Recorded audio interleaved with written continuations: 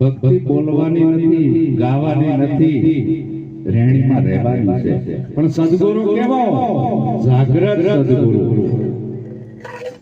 ગુરુ કુંભા શિષ્ય કુંભ હે, ઘડી ઘડી કાટે ઠોઠ, અંદરથી રાખે હથેળી, ઉપરથી દે ટપલાની.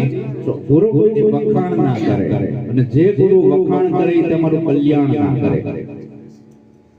કારણ કે ગુરુને કઈ જોતું નથી, એને તો એક જ ભાવ હોય કે મારા જેવો બનાવી દેવો.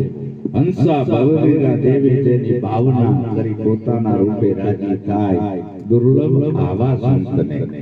આવો જાગ્રત સત્સંગ જો આપણને મળે તો આપણા સાચા ધર્મની ઓળખ કરાવે, સાચા ભગવાનની ઓળખ કરાવે, પેલા પોતાની ઓળખ કરાવે.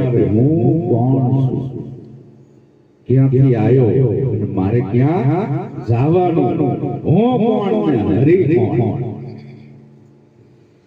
આ એક જ રાતની અંદર બધો નિવેડો લાઈ દઈને નિરાંત કરાઈ દે સદગુરુ.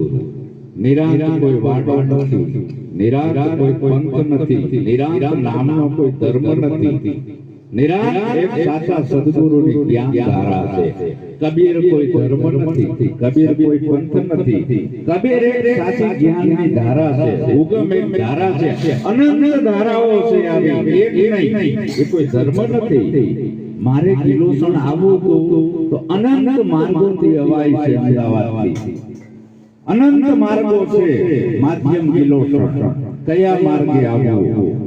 તો જે સરળ માર્ગ, સહજ માર્ગ, ટૂંકો માર્ગ હોય એ ભૌમ્ય કોકે બધું મળી જાય ને કે અહીંથી જલ્દી પહોંચી જશે કિલોસણ. અને કોકે લઠ ભટકાણો હોય, ગોળ ગોળ ફેરવી નામ લાવે અને હેરાન થઈને મરી જાય. તો આપણને કોઈક આવો સત્સંગ મળે કે આપણે ઓળખ એક પલમાં કરાઈ દે.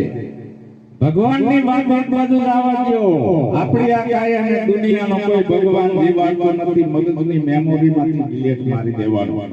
ભગવાન જન્મ દેતોય નથી ને મારતોય નથી. આ વ્યામ દીધો છે કે તમને આ બધા સંશયોનું છેદન કરી નાખે અને સ્વની ઓળખ કરાવે. પુસ્તકની નહીં, અલખની ઓળખ. કે અલખનો કોઈ મંદિર નથી, અલખની કોઈ મૂર્તિ નથી, અલખનો કોઈ પુસ્તક નથી. એ અલખનો લક્ષ આપી દે સદગુરુ છે. આ વિશ્વની અંદર બે ધારા ચાલે, આદિ અનાદિ કાળથી. એક છે સદગુરુ અને બીજા છે ધર્મગુરુ. સદગુરુ જોડે, ધર્મગુરુ તોડે. એક માનવની જાતને 18 ભાડા